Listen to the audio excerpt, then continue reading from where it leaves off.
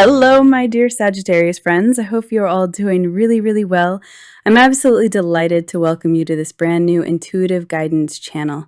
This reading is for the months of July and August, and it applies to you whether you're a Sagittarius sun, rising, or moon. Let's start with a quick overview. In terms of major arcana, you've got the moon showing up in the position of your main challenge. So there may be some uncertainty or confusion in your life right now, especially around decisions or projects. But you also have the magician at the end of August, which is just beautiful. It means things will start to become clear. And more than that, you'll step into your power and become your own creator. So we can already sense there's a deep transformation unfolding over these 2 months. You also have the Hermit showing up as the message from your guides, which suggests that the answers you're looking for can't come from outside. They'll be found within. As for the suits, we've got Wands, Pentacles, Swords, and yes, there are Cups too. So overall, a pre-balanced spread. Let's now move into the heart of the matter. What will be at the center of these 2 months? In other words, what does your soul truly long for right now? I've chosen to focus these readings around the soul because when we live and make decisions from the level of our soul rather than from our ego or our smaller self, life naturally becomes more aligned. And that makes everything easier, richer, and more fulfilling on every level. But when we live from the ego, difficulties tend to pile up, and it can feel like life is one never-ending struggle. So what is your soul craving right now? This is symbolized by the 9 of Wands and the 7 of Pentacles. The 9 of Wands sets the tone right away. Hang in there. Look at this figure. He's clearly come back from a battle. He's wounded, exhausted, and yet he's still standing. Behind him, the 8 Wands represent what he's protecting, something that matters deeply to him. So it looks like there's something in your life right now, something you really care about, something you may be working hard to build or manifest over the coming months or years that's demanding a lot of energy. It could be a move, a new relationship, a health goal, a spiritual shift, or a career change. You'll know what it is, and feel free to share it in the comments. But whatever it is, you've already poured so much into it, and maybe the outcome hasn't shown up yet. That's why your soul is saying, hold the line, don't give up. Keep standing for what matters to you. Keep protecting what you've built. And the 7 of Pentacles confirms this by bringing in a need to pause and evaluate. This is the card of taking stock, looking at where you are, what's working, and what might need to shift. Questions like, am I truly satisfied with where I'm at? Am I heading in the right direction? Do the choices I've made so far reflect where I really want to go? This is your soul's invitation to reflect and realign, so your actions are truly in harmony with your deeper desires. Now let's look at the 2 cards that show what can help you stay strong and protect what truly matters to you. And interestingly, you've got 2 Swords cards, the 8 of Swords and the 2 of Swords. So already, we can see that the support you need right now won't come so much from emotions or intuition. It'll come from your mind. But only if your mind is clear and not hijacked by fear. We start with the 8 of Swords. Look at this woman. She feels trapped. Her eyes are blindfolded, her arms are tied. But if you look closer, her feet are free. And those swords, they're spaced wide enough for her to walk through them. So what does that tell us?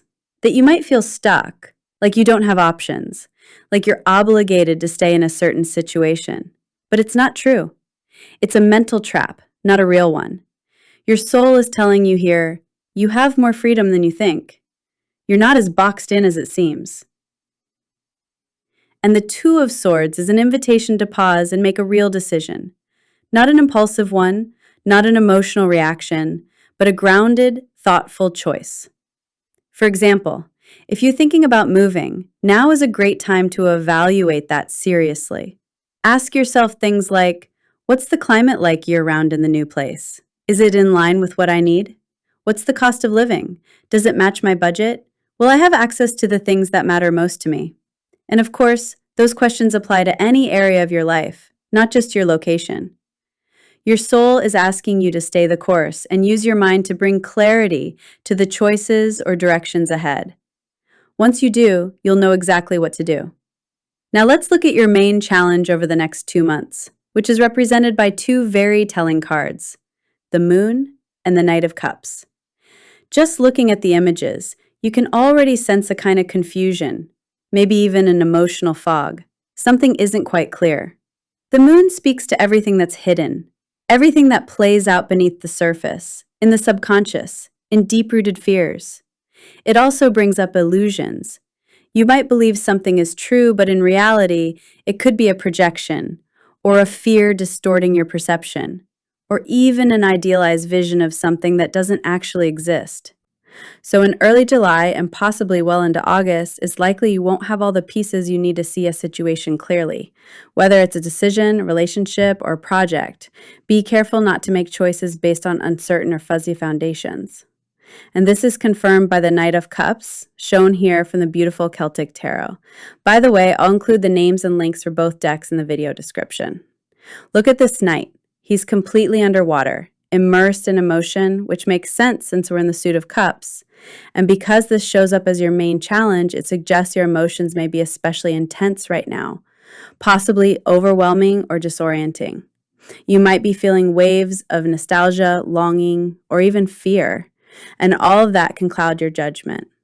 But what's really interesting are the next two cards, the support the universe is sending to help you rise above these illusions.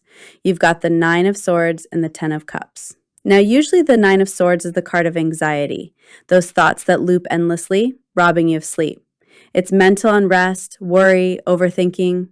But in this context, the Nine of Swords is asking something different of you.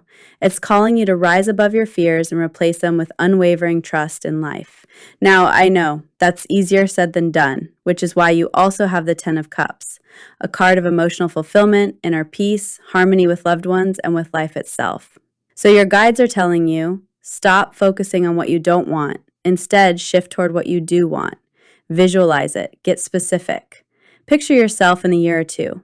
Where do you want to live? What would your days look like? Who would your ideal friends be?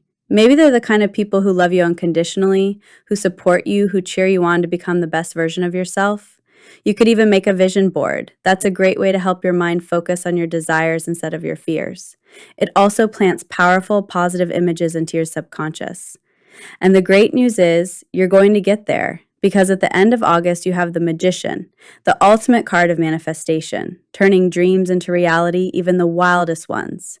In fact, I'll include a link in the description to a powerful audiobook that can help you dissolve fear, anxiety, and even phobias in just minutes, and replace them with deep confidence. It's a technique developed by Tony Robbins based on NLP, neuro-linguistic programming. Now don't worry, you don't need any special skills. The book is super accessible, full of practical tips and simple exercises. I use it myself right now to help speed up my own progress toward my goals, and so does Tony Robbins in his everyday life. It's not a theoretical book, it's practical and energizing. You'll find the link in the description. But back to your reading. Let's look at the hidden gift behind your current challenge. Because whenever the universe sends us a challenge, it also sends the tools to overcome it. And we already saw part of that with the Ten of Cups. Visualizing what you want, not what you fear. Now let's look at the gift you'll receive after you move through this challenge, the blessing that may be hard to see now, but it's there, and it's represented by the Seven of Cups and the Queen of Swords. The Seven of Cups shows that you're going to move out of confusion. Yes, this card can sometimes point to too many options, too much noise, too many things pulling your attention. A sense of, what do I choose? What do I drop? But here, in the position of the gift, it means you're going to gain clarity. You'll move through the fog of the moon, the spiraling thoughts of the Nine of Swords, and the mental trap of the Eight of Swords. The illusions will clear. The fears will fade. And this is confirmed beautifully with the Queen of Swords. She is absolutely majestic. She's decisive. She knows exactly what she wants, and she doesn't let her emotions take over. She can come across as cold sometimes, hence why she's often depicted in wintry landscapes. But she is razor sharp and deeply effective. Why? Because her choices come from clarity, not from emotions, but from clear thinking. And that might be exactly what you've been missing recently, especially with the foggier energies we saw earlier in your reading. In short, these two cards are telling you that you're going to regain your clarity, your ability to see through the noise and make the right choices for yourself without outside pressure or scattered thinking. And that's a powerful gift. Now, let's move into your emotional life. And you've got the Queen of Cups and the Four of Cups. These next 2 months are going to be rich with emotion. The Queen of Cups is someone who has emotional mastery. She's sensitive, deeply in touch with her inner world. But sometimes that sensitivity can go too far. And in your case, considering the rest of the cards, this queen may not reflect where you are now, but where you're being called to go. Back to emotional stability, to an inner peace that doesn't depend on what others say or do. And the Four of Cups perfectly complements that message. You may be facing options or situations that don't truly excite you. This card says, nothing really interests me right now. Maybe people are offering you opportunities or making suggestions, but they just don't resonate. It's not because you're being difficult, it's because your heart knows they're no longer aligned with who you're becoming. And this card invites you to sort through what you're being offered. Not to say yes just because it's easy, but to listen deeply to what actually moves you. Now let's look at your career and finances for July and August. You've got the Knight of Wands and again, the Seven of Cups. The Knight of Wands, of course, is pure fire. He's the most impulsive of the four knights, full of passion, full of energy. He might even charge ahead without thinking. And the Seven of Cups, in this Celtic tarot version, also holds that fire energy. Look at the dragon, the flames, it's intense. This tells us that there's probably a lot happening in your career or financial life, or both, but things might feel a bit scattered, and that could lead to confusion, even anxiety. You may be asking yourself, should I go this way or should I that? Do I stick with what I've been doing or change it completely? Should I start something new? Should I go out on my own? And all of that can lead to dissipated energy, spreading yourself too thin. This scattered energy, we've seen it multiple times in your reading, could bring stress or uncertainty in your work, or if you're retired, in how you fill your days. It might also affect your finances, but thankfully, the best comes at the end, and truly, it's stunning. At the end of August, you have the two most powerful cards in your entire reading, the Magician and the Queen of Pentacles. The Magician is Merlin himself. He brings his vision to life. He manifests whatever he wants, and he does it with confidence, using all four elements, which you can see laid out on his table. His wand is lifted toward the sky. He's ready to act, and this magician is you by the end of August. Now, I don't know what kind of manifestation tools you already use. Maybe you've created a vision board, which can be a great tool to guide your focus. But a vision board on its own doesn't create results. There are so many tools out there for conscious manifestation, and one I highly recommend is NLP, Neuro-Linguistic Programming, as I mentioned earlier with the audiobook link I'll leave below. And there's also another book that I personally love and have used for years. It's helped me manifest what felt like true miracles in my life. The author reveals what may be the most powerful manifestation tool of all time, said to be the one Moses used to part the Red Sea. The book is called The Moses Code, and I'll also link the audiobook version below. Of course, if you already have your own tools or manifestation techniques, use them.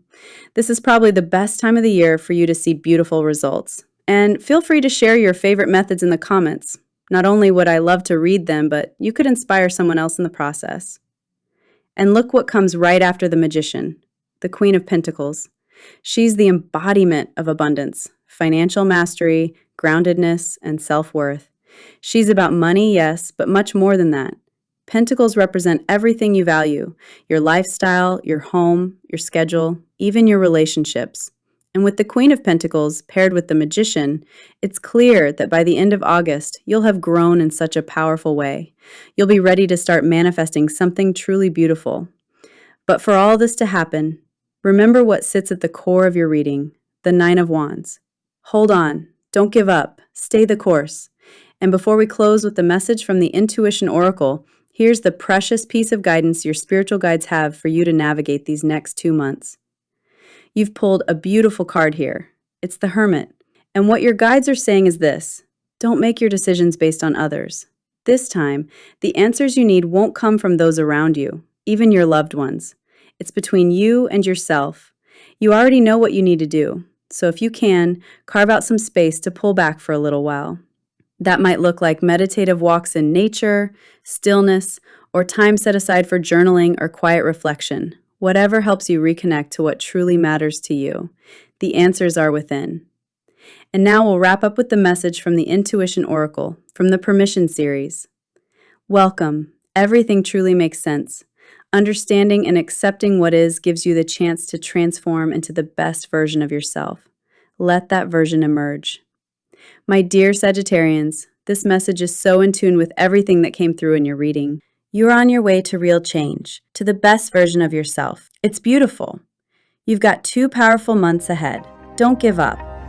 Come back to this reading if fear creeps in, or if you feel unsure about what to do.